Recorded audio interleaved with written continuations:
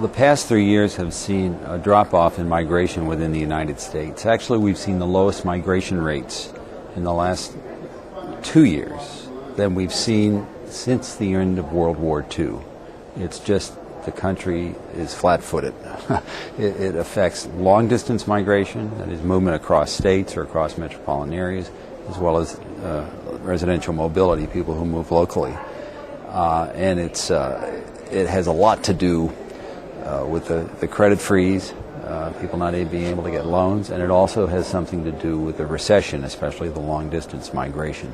There will be a rebound occurring. America's always been one of the more mobile countries on the planet, and I think we're going to continue to do that. It's necessary for our economic growth. It's the young people who really have the pent-up demand to migrate right now. They're the ones that are going to lead the way when all of this eases up. And, where they're going to go, of course, depends on where the economy is prospering. A lot of the places that looked really good in the mid part of this last decade, but that their economies were propped up by a lot of housing construction rather than more fundamental, broad-based economic growth, they may not arise quite as quickly again. So, I'd be looking at places like Portland or Austin, Minneapolis, St. Paul, Raleigh, places that have a bit of a knowledge base to it, new economy, ingredient to it. Those, I think, are the places going to attract a lot of these young people. The controversy is between urban planners who want to have suburban growth contained and have it higher density and therefore less use of automobiles, and the population itself, which prefers automobiles as long as they can afford for the gasoline. And so the implication is that there'll still be a tension between the so-called smart growth urban planners who want contained growth and the population itself, which a lot of which wants to continue growing outward. Starting next January, the first baby boomer will turn age 65. Now, this means there's going to be a baby boom in seniors for the next 20 years. Everybody knows that baby boomers have been different than the generations ahead of them. They're the ones that made big strides in terms of women going into the labor force, getting higher educations, minorities achieving much higher goals in terms of their educational attainment and home ownership and so forth. And just having a different kind of sensibility about things. I think they're going to stay in the labor force a lot longer, some of them, because they want to. They're well educated, they want to be intellectually engaged, so they're not going to want to go play golf at age 65 or even age 75. They're going to want to stay with it. But for a large number of baby boomers, they're going to have to work longer.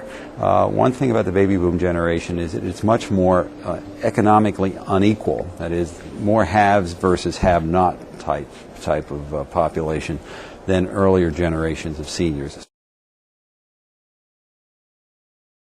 We have a high concentration of especially African American population living inside cities and therefore dominating the public school systems in those cities. Washington's a perfect example.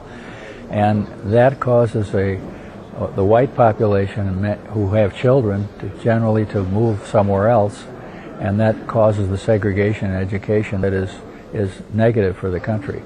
I don't know any simple way to get over this. It's a problem that has been facing us for the past 50 years, and we have not made much progress at all. Over the next 10 years, there's going to be a loss of 5 million whites in the labor force, and the big gains in the labor force are going to be from Hispanics and Asians and African Americans, but especially Hispanics.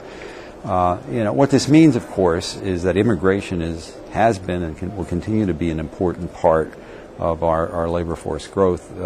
We really need to have both federal and state urgency toward education in these particular communities. We have a lot of young people who really want to advance into the middle class. They want to get to community college and to college, but they're going to schools that really are strapped for funds and are not able to do the job. This is for our own good economically in the long run in terms of our labor force, in terms of our productivity. We really need to address this issue because as these boomers move out of the labor force, slack has to be taken up, and we want to make sure the people that are moving in are ready for a knowledge economy and to help us, to propel us in a global economy the way we've been able to excel in the past.